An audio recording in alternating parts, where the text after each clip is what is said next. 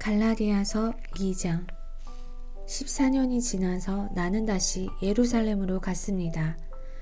이번에는 바나바와 디도를 데리고 갔습니다.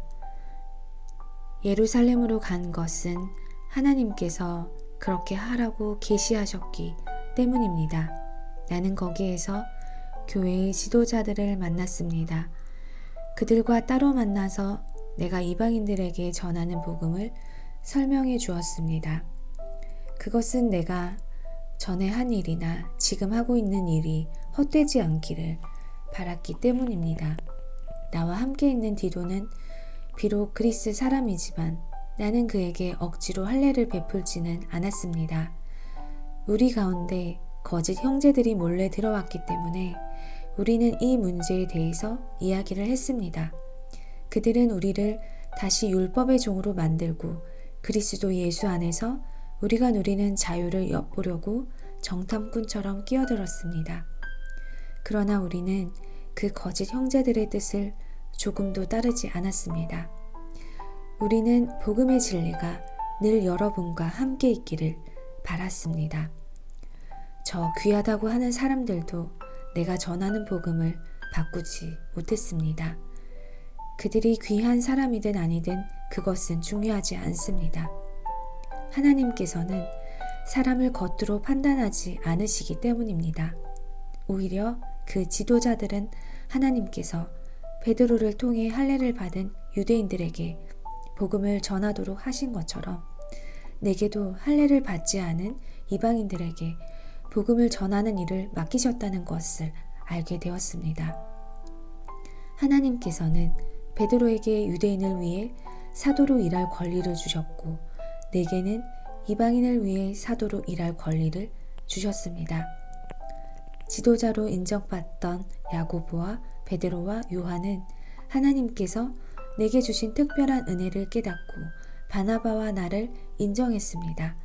그리고 그들은 바울과 바나바여, 그대들은 이방인에게 가십시오. 우리는 유대인에게 가겠습니다. 라고 말했습니다.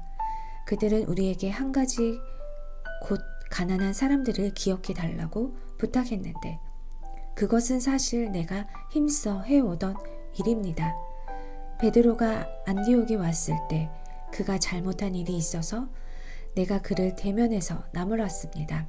베드로가 안디옥에 와서 이방인들과 함께 먹고 있는데 야고보가 보는 유대인들이 오자 먹는 것을 그만두고 그 자리에서 물러갔습니다. 그는 할례를 받은 유대인들을 두려워했던 것입니다. 이처럼 베드로는 거짓된 행동을 했고 다른 유대인 성도들도 거짓된 행동을 했습니다. 심지어 바나바조차 그들의 거짓된 행동에 유혹을 받았습니다. 나는 그들이 복음의 진리를 따르지 않는 것을 보고 모든 사람 앞에서 베드로를 향해 베드로여, 당신은 유대인이면서 유대인처럼 살지 않고 이방인처럼 살면서 어찌하여 이방인들에게 유대인처럼 살라고 합니까? 하고 말했습니다. 우리는 이방인, 곧 죄인이 아니라 유대인으로 태어났습니다. 하지만 우리는 율법을 따른다고 해서 의롭다함을 받는 것이 아니라 예수 그리스도의 믿음으로 의롭다함을 얻는 것을 압니다. 그래서 우리는 의롭다함을 얻으려고 그리스도 예수를 믿었습니다. 우리가 의롭다함을 얻는 것은 그리스도를 믿었기 때문이지 율법을 지켰기 때문이 아닙니다. 율법으로는 어느 누구도 의롭다함을 얻을 수 없습니다. 우리 유대인은 의롭다함을 얻으려고 그리스도께 나아왔습니다. 그리하여 우리가 죄인이라는 것이 밝히 드러났습니다. 그렇다고 해서 그리스도께서 우리를 죄인으로 만드시는 것입니까?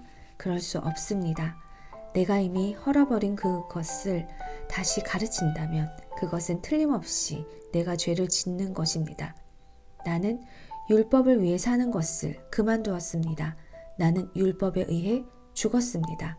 내가 율법을 향해 죽은 것은 하나님을 향해 살기 위한 것입니다. 나는 그리스도와 함께 십자가에 죽었습니다.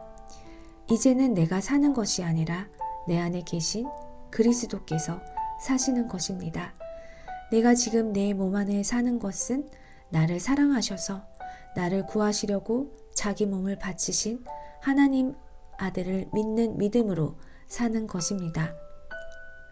나는 하나님의 은혜를 헛되게 하지 않습니다. 율법으로 의롭다함을 얻을 수 있다면 그리스도께서도 죽지 않으셨을 것입니다.